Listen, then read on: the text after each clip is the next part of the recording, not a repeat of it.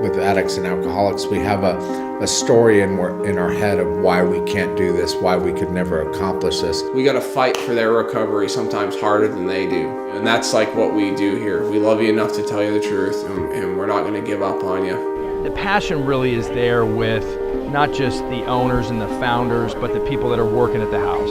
We have the capacity and the staff to deal with the guys that maybe traditional places can't. We have fun. We have fun with what we're doing. And once they leave, they become alumni and they go out and get that career that they want, or go back to school and just live a big old life. Now they're set up to win.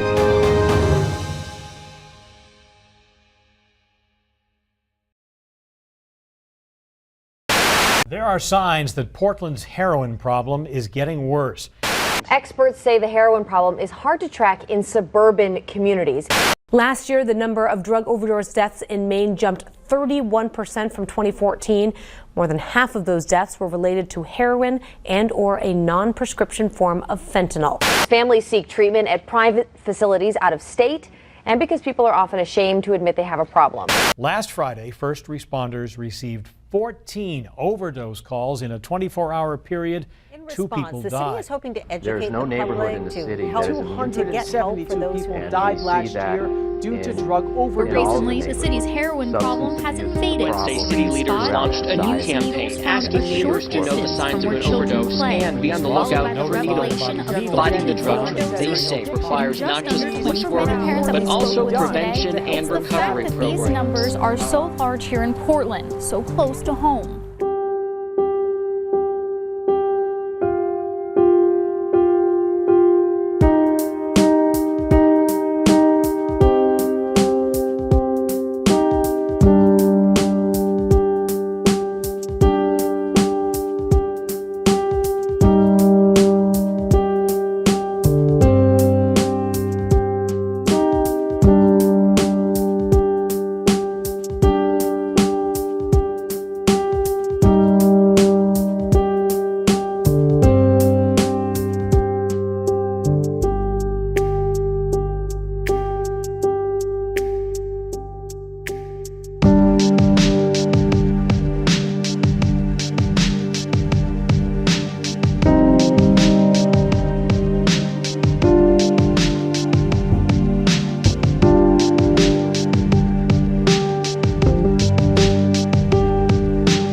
There's no neighborhood in the city that is immune to this. And we see that in all of the neighborhoods. Substance abuse is a problem.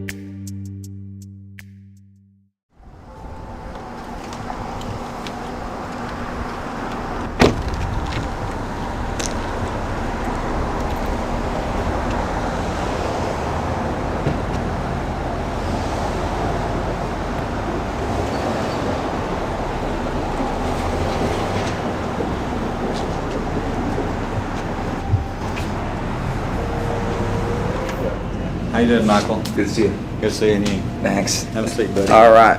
You doing all right? Oh, better than I deserve, that's for sure. So what's going on? Oh, just getting ready to go up to Maine for a couple of days. And yeah, gonna go see some old friends and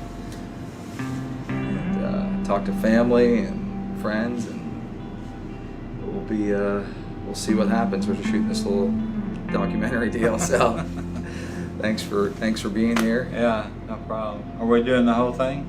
Yeah, the whole Head thing, face? everything. You know how I get down before I go on a trip. Let it grow, and then let it go. Now, you told me the very first time that I came here that, do you remember that? It was about 4 years ago. And I strolled in and you said, if I do it one time, you'll be back. Absolutely. I have people from all around the world come in here for this. They said I do the best shave they ever had. Yeah, and I've been back. I was going to go hunting with this guy about, I don't know, a while back, and was going to go bow hunting. And he wanted to take his truck. And so we take his truck, we're on the highway, and also we have a blowout. And so we pull off about, there's a little dirt road about 60 yards up the road. And so we pull off there. And when we pull off there, there's no way you can see us unless you're driving right by. Right. So you got two guys outside of a truck. We can't get the tire changed because he didn't have the right jack. And so we're kind of stranded. It just so happened, I just got out of church and it was about prayer. And so I said, what we need to do is get in the cab of the truck and pray about this. And so we did. Yeah. And it wasn't about, I don't know, 10 or 15 minutes later, this guy pulls in. And I said, man, I'm sure glad to see you. He said, well, I wasn't going to stop, but God told me to stop.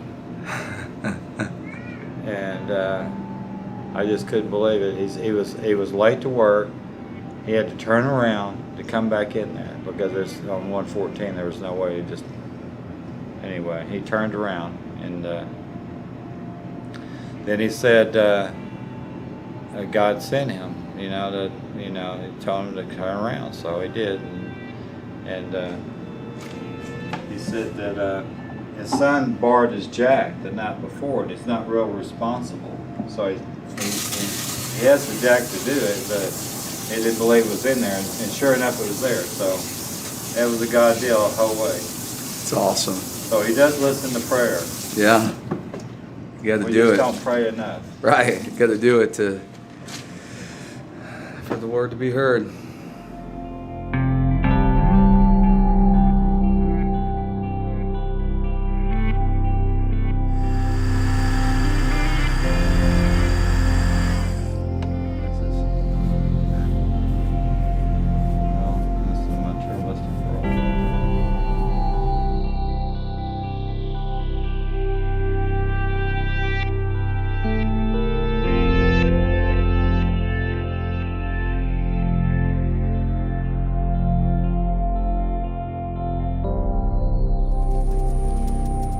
And you're buffed and ready to go, Mike. All right. Good seeing you again, my brother. Thank you, man. I appreciate it, Ivan. Y'all have a great day. You too, man. You know, I couldn't have imagined my life today. I really couldn't imagine ever sitting here across from you on this day. I mean, I couldn't have put that together on my best days, in my best thinking, with a bunch of different multiple choices. I couldn't have really, imagined that my life would be here, where it is today. The hope and vision of my life is to really kind of carry the message of recovery. I mean, heroin addiction is so rampant in our society today, and maybe someday someone's watching this and they're thinking, man, it was just like, the common cold or something like that. It is so rampant, and I'm sitting here, I'm stringing sentences together, I'm looking pretty decent, but that wasn't the case a number of years ago. I'm a heroin addict, I'm a heroin junkie and alcoholic. I, at a very young age, was sticking, needles in my arms, and I would have never thought that would have been the case at 5 or 6 or 7 years old, that my life would turn to the way it is.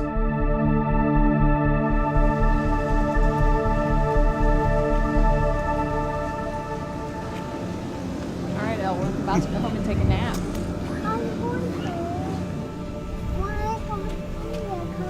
Oh, there we go. Oh, there's Baba. There's Blanky. You gonna meet me there? Yeah. Okay. I love you.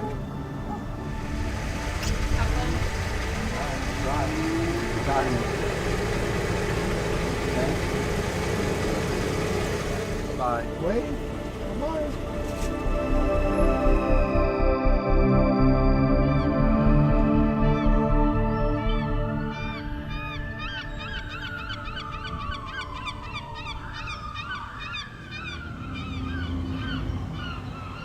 we come. Coming into Portland now.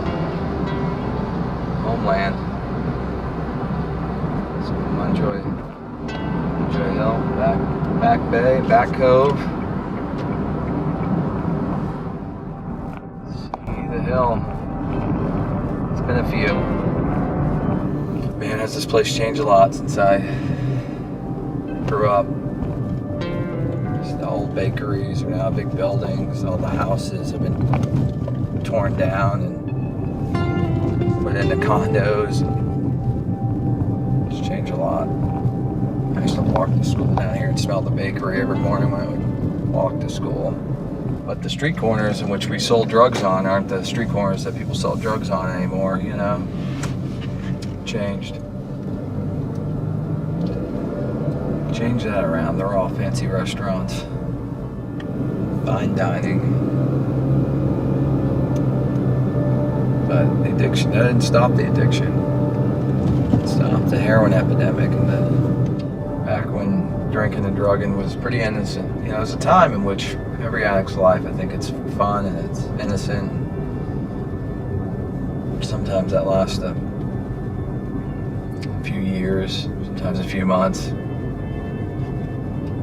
At some point, it starts becoming a necessity. I moved up here.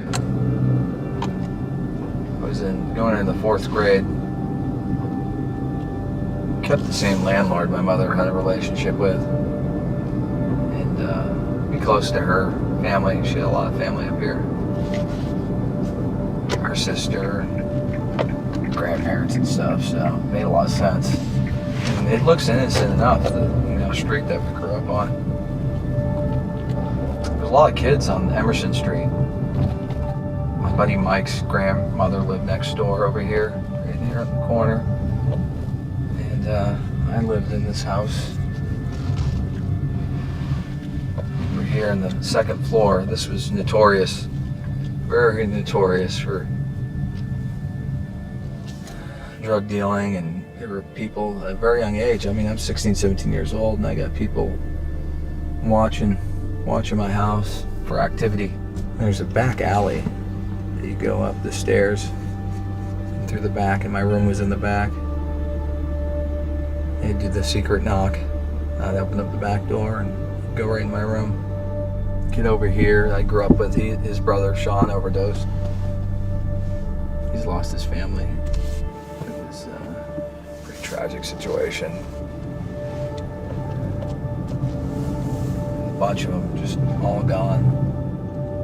My buddy James grew up here. He's not living there any longer.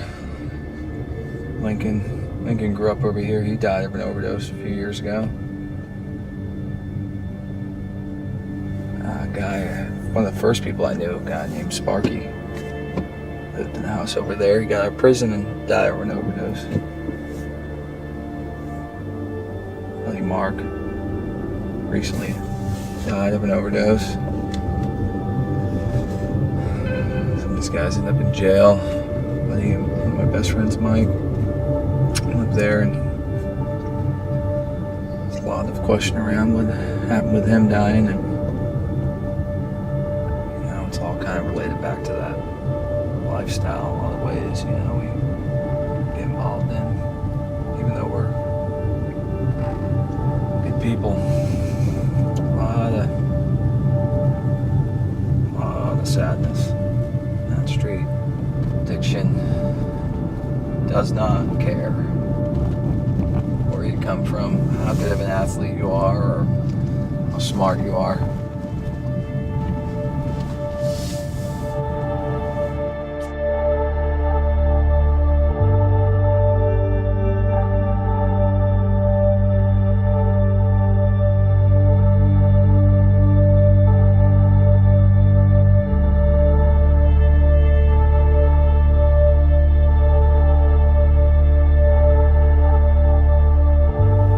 First time you noticed him using basically drugs or alcohol when it started kind of concerning you? Actually, I didn't find out until Michael was over the age of 18. Michael was very good at what he did. He was very good at convincing me he was fine. He was very good at, I ain't doing anything, Mom. I remember the first time that the principal from middle school called me and said, your son was caught with drugs today. And I'm like, why? My son caught with drugs? No. So Mike came home from school and I said, what's this? That this Kelly went to the principal and told them that you had joints. And he was like, oh, Ma, I didn't have joints. Me and David were just playing a prank. We rolled peanut butter and oregano and we passed them on as joints. So me being me and me raising my child the way, the proper way, I believed him. Michael was always he was always going to do big things. He was like, I'm going to be a famous baseball player. And then he was going to be a famous basketball player. And then he was going to own this card shop. And then he was going to be a famous boxer later on in life. So he always knew he was going to do really big things. And I sort of gravitated towards that. He was always like my hero. So I was like, yes, this guy is like going to go places and do things with his life and get out of this neighborhood. So I always had that sense, and great person overall. But I think when I started seeing him go downhill, I'll never forget a situation. I had moved away and then came back to visit, and we were all doing drugs at my friend's house, and she lived on the hill now, and so she befriended me because I was from the hill, and she didn't dare to go anywhere up there. She thought she was gonna get beat up. So she had me come up and introduce her to everybody. So we had a big party at the house, and I remember in the middle of the night, Michael had to go back to get some pills out of a lockbox that were called morphine. And I didn't know anything about it at the time. I remember being really afraid when we were going back to get into this lockbox for this morphine stuff. And I was so scared for him because I didn't know what that was all going to lead into. And I think up until this time, I hadn't heard anything about him dealing drugs or anything like that. And then he was like, yeah, I get rid of this stuff. And I was like, oh. But I always was very kind of just stood away from everything and just like, okay, you guys do your thing. Everything moved really quickly. It was like it went from having this, just this pill, to all of a sudden this guy's turned into one of the biggest drug dealers in Portland. And it was like overnight.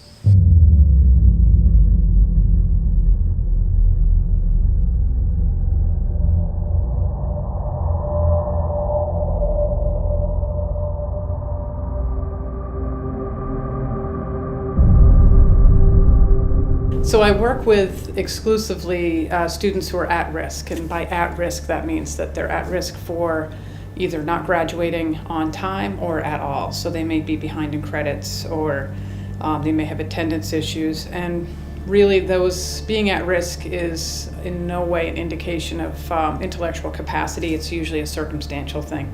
I had Michael my first and second year of actually teaching the class, and he, if I could characterize him, I would call him the hustler with a heart.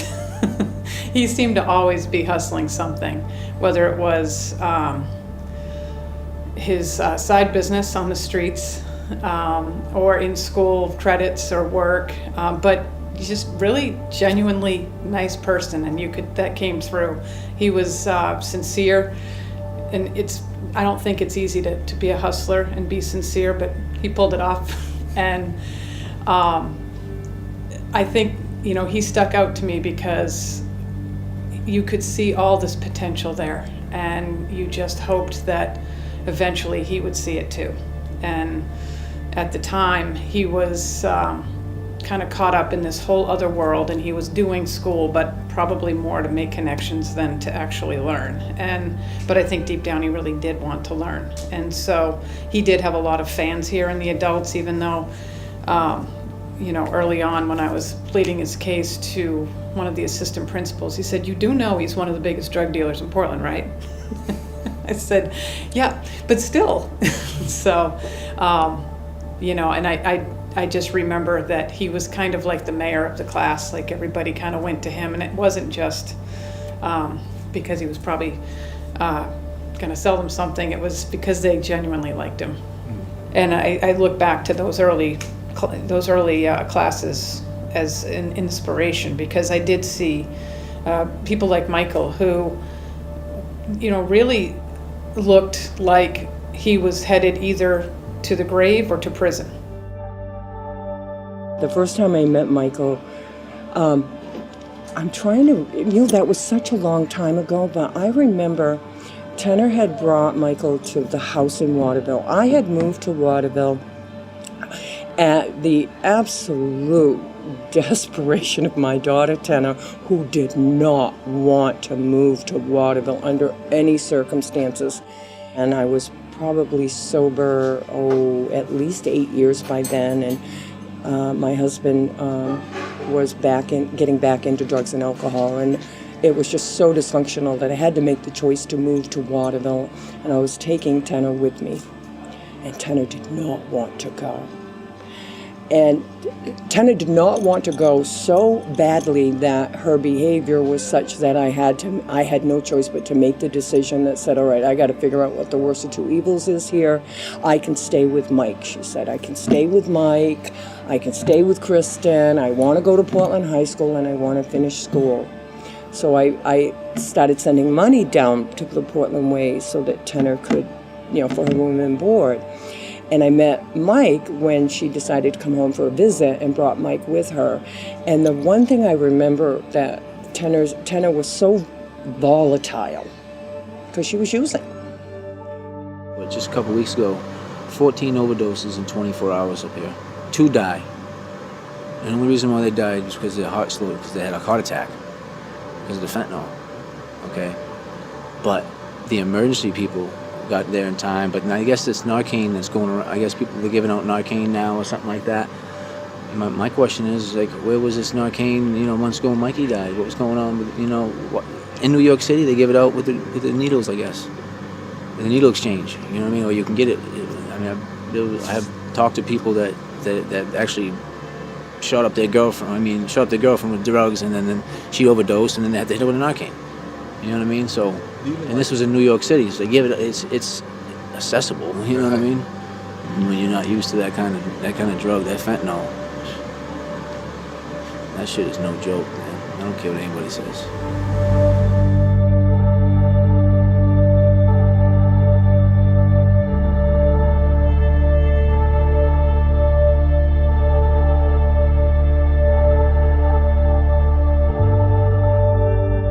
Fallen in love with heroin. That was my priority. I would do anything for it, and I did. I most certainly did. So, in the 90s, there wasn't, like I said, a lot of heroin out here, but that's evolved over time to where it's just so plentiful on the streets now, and people are dying left and right. I think last week at the Provo Street Resource Center, there was a 23-year-old girl they found dead in the bathroom. That girl does not get a second chance, you know what I mean? And then that's the first overdose that happened there since they've been open since, I think, 2000. One of the topics that we taught and we talked about in school was that Maine is one of 8 different states that the pharmaceutical company, I think it's Purdue, who created OxyContin, had done a mass marketing. And Maine was one of the states of 8 that they came in and they made the drug very available. And as a result, very soon, Maine became inundated with the prescription opiate, and it became an epidemic.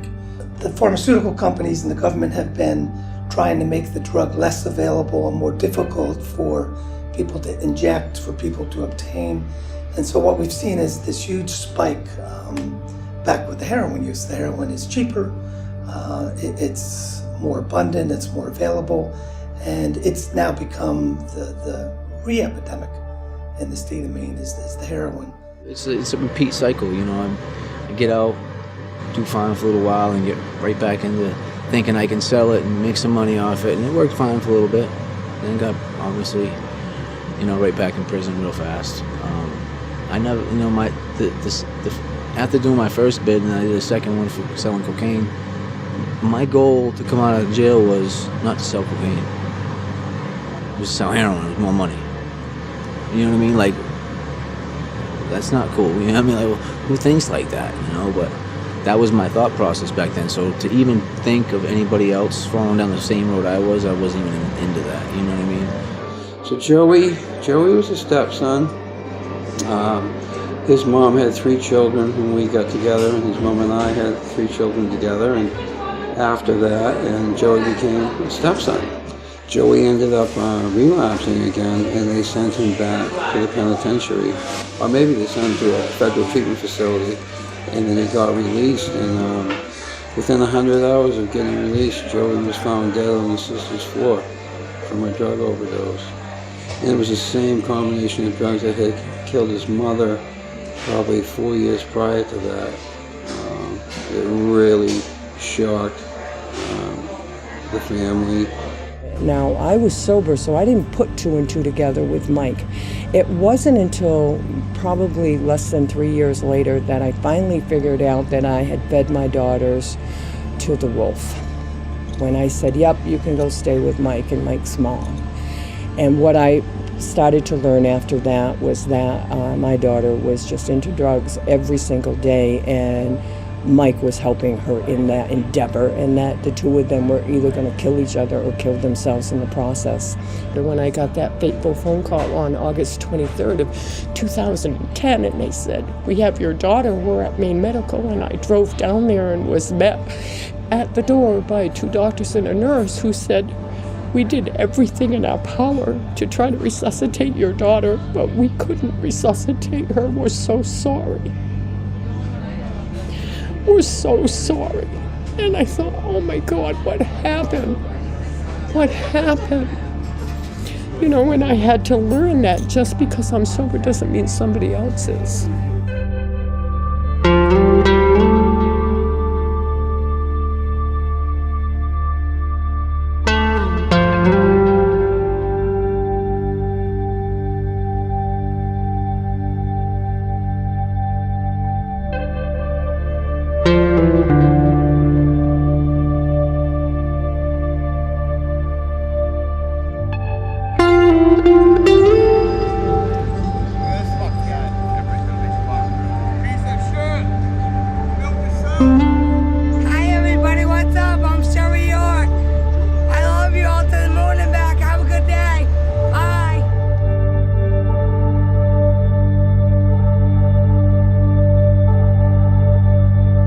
So we're at the edge of a very high cliff here in the state of Maine, where if we don't address these issues soon, there'll be more deaths, there'll be more tragedy, there'll be more families mourning the loss of their loved ones. And now we have very few, if any, places for people with these issues, specifically opiates, to go to. If they go to the ER, they're told to wait for 8 to 12 hours, and then they're shushed out. No one wants to wait that long. So we have a dilemma, and our governor is increasing law enforcement and is bringing in the National Guard. My own professional, personal experience is that that's failed miserably and will continue to fail if it's not in conjunction with treatment.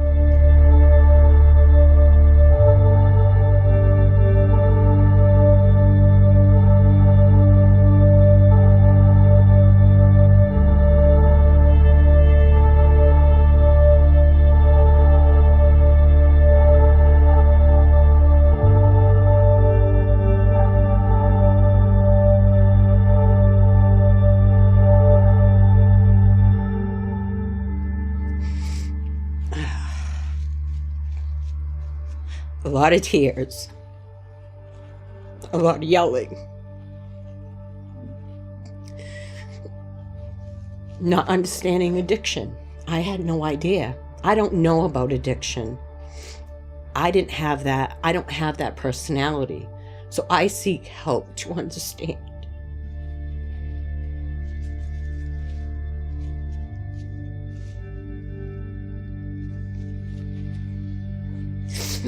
it broke my heart to see this intelligent Michael, my son Michael, the intelligent one, falling in a hole, and I couldn't help him.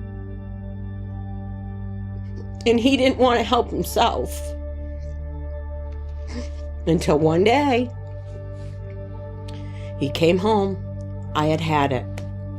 I threw Michael out probably 3 or 4 times. I couldn't do it. I'm like, I can't wake up and find you dead on my couch. You need to find yourself. And the last time Michael came home, he knocked on the door. I opened it. He says, I'm ready.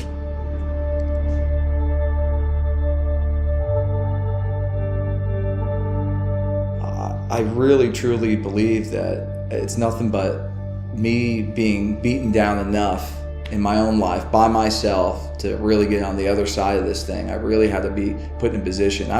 Heroin is prevalent today, but when I was doing it, I've been in recovery since January the 15th of 2003.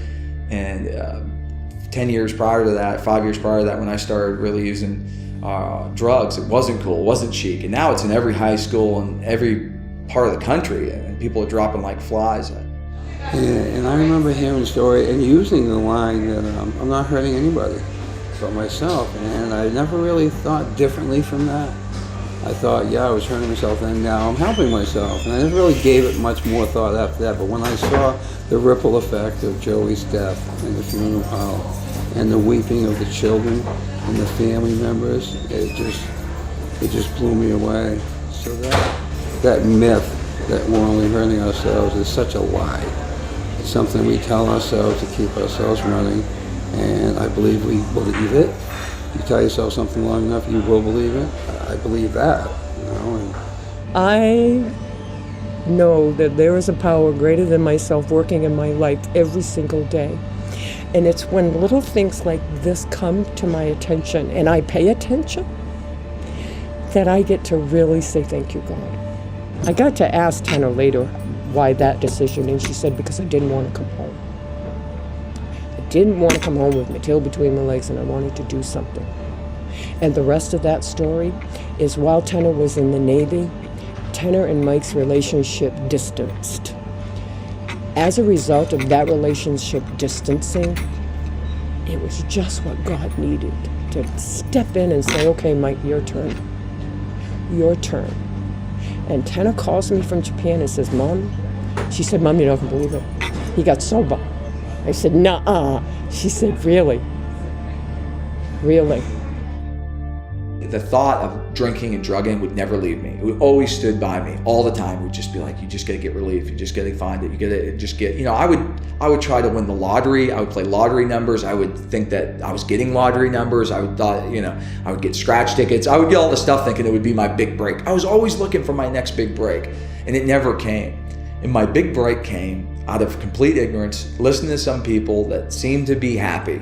Really, they seemed to be happy. I wasn't sure if they were on narcotics or not. They weren't, but I thought they were too happy for me. I'd not seen people genuinely happy in so long and not take themselves so serious. And they were like, you know, they started giving me suggestions. And within a couple of weeks of doing what they said, I remember waking up like, my gosh, I don't feel like I need to drink or drug. I could say no. And that's a whole lot of power for a guy who for years and years prior to that, if you said, I've got one painkiller, do you want it? I'd be like, yes. I got a drink, do you want it? Yes. I could not say no. It was weird. I just had this inability to say no. But after a couple of weeks of really just surrendering it all over and doing what these people asked me to do, I remember going, oh my gosh, this is working. And I would have never put that together that would be any solution whatsoever. I was on a 2-year death run with cocaine and heroin, pills, you name it, benzos. And I had lost a lot of weight, weighing about 119 pounds, suicidal, given up on life. All my family had, told me not to come home anymore. I burned all my bridges, and all I had left was a little 2004 Chevy Cavalier, all dented up and beat up. I had a back seat full of clothes and a little Afghan blanket that my dad's mother made me before she passed away. And I was sitting there with a fifth of Jameson whiskey, a gram of cocaine, and a needle. and I was going to commit suicide on that day. And Michael happened to call me that night, and I answered the telephone, and it was Michael, and he said, "What are you doing?" And I said, "Well, I'm doing a whole lot." And I told him my plan, and I said, "You know, Mike, I've been to all these treatment centers, some of them the best in America, and this stuff don't work. I just can't get it. I don't know what to do." I think what's key to understand in recovery is that it's a constantly growing project. In the big book it says we don't have spiritual perfection, but we make spiritual progress. And a lot of my involvement with Mike involved my own spiritual growth and his spiritual growth, as well as the spiritual growth of countless number of people that we interacted with. I sit here today to share with you Mike's story because I got to see where Mike came from, and it wasn't too far removed from where I came from. And it's really funny about how recovery works. For me, there's a golden thread that binds us. It's invisible, but it's there. And the moment Mike got sober and I knew it, I went, "Oh my God, I have a kindred spirit in my life now." And Mike and I have stayed connected ever since that day. So my experience, I felt, was very unique in terms of observing two parts of Michael. One part was his own personal recovery story and the work that he was doing in that. The other part was his sincere passion of wanting to learn more about how to address this disease, how to help others who are suffering from this disease. So it was quite the interesting duality and the paradox of the two sort of coming together. And Michael had actually helped me get into this long-term treatment center in Texas, to where I went there, and it was based for chronic relapsers. It was long-term, anywhere from 9 months to a year, and it was a big commitment, but I knew I had tried everything else and exhausted all options in my life, and it was what I needed to change my life, where I learned how to seek God, where I learned how to, cope with, anger and different emotions that I struggled with. I gained life skills, and essentially it was the 12 steps that changed my life, and they taught me how to go through that process and to learn to give back to others, because this disease of addiction and alcoholism is so selfish, and it destroys the lives of others, and that was something I had never done, was get outside of myself. And that's what the 12 steps taught me to do, and essentially it gives you a relationship with God that I never asked for or truly wanted, so. And Michael was a man with a solution, and that was appealing to me. It was attractive, and I asked him for help, and that was not easy for me, because here was a man that knew my children, was of their age, and I'm supposed to know a little bit about life, and here I am asking a man the age of my son about life, and so there's some humility with that. But that's kind of how we got connected, how we started our relationship out, our personal relationship. I know some of my greatest spiritual growth, and I'm sure Mike would say the same thing, was working with others. I grow when another person grows. I grow with them. We learn how to walk with people, and in walking with them, help them along the path of spiritual growth. At Joey's funeral, there was a whole bunch of people from the recovery community. I mean, a huge bunch. Some people didn't even know Joey, but knew of him, and just came and stood in silent support in the back of the room, and the love was just tremendous. And it's just such a testimony to the recovery community here in Portland, Maine. So we talk about this onslaught of heroin in Portland, but the recovery community here is, in my opinion, 10 times bigger and way stronger. If only people would connect with that. Because I hear so many people from around the world, and most certainly around the country, come here and are just amazed at the recovery here in little old Portland, Maine. It's a pretty cool deal.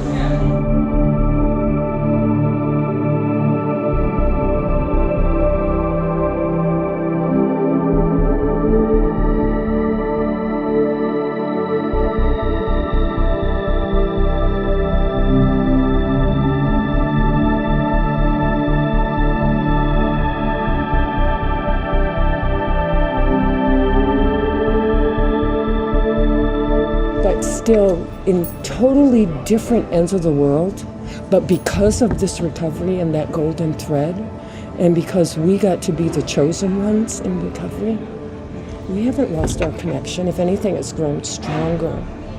It's flourished more. I couldn't be more proud of Mike if he was my own son. I really couldn't.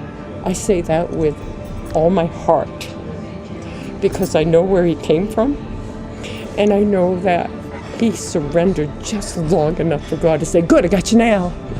Got you now. You know, Mike came all the way from Texas to be there for me. I couldn't love him any more for that, you know, because he helped complete that circle and, you know, to tell me that he was sorry for any part he played in her addiction. He doesn't know how much I appreciate that, but he also doesn't know how much I understand that her journey is not his responsibility. And the fact that he got sober didn't get her sober either. You know, and I told him, you forgive yourself, honey. You get past that. Because you have to have amazing things in your life. You deserve them. You work for them. I guess I would say to somebody's mom, don't give up. Do some tough love. And just love them. Stand by them. Eventually, I think they will come around. But I also am a firm believer that they need to help themselves. And it's not your fault. You, as a parent, blame yourself. And it's not. It's really not. And it took me a while to figure that out.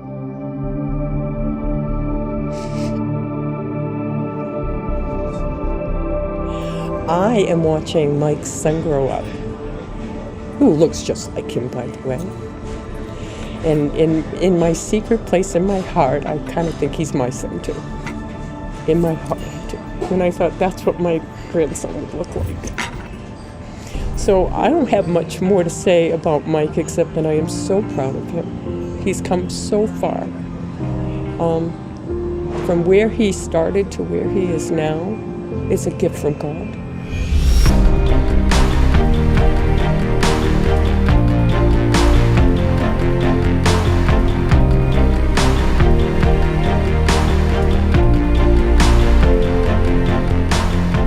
It is not the critic who counts, not the man who points out how the strong man stumbles, or where the doer of deeds could have done them better.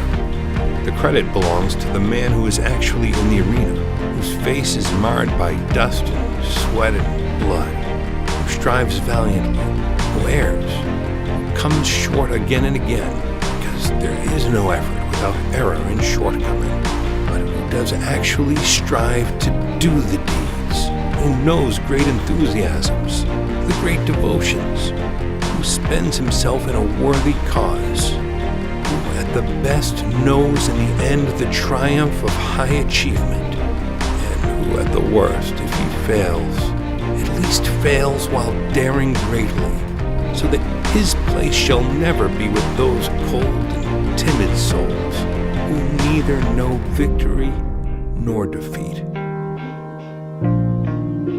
I think one of the biggest things is I hope that you have a lot of pain, because I think pain is a huge part of this. Is I would say for someone as a message is like, give up your judgment. What you think you know is going to be the actual thing that is going to be the noose around your neck, so to speak. Give up judgment and do it someone else's way. Through all that pain, there is hope, and your life can be way bigger than you ever thought. More than you could ever imagine. Even if you sat down and write down, it's your first day in recovery, and you said, this is what I would like my life to look like, I guarantee you do what you need to do, it's going to be way more than any of that, and much more fulfilling than any materialistic thing that you'll have too. So.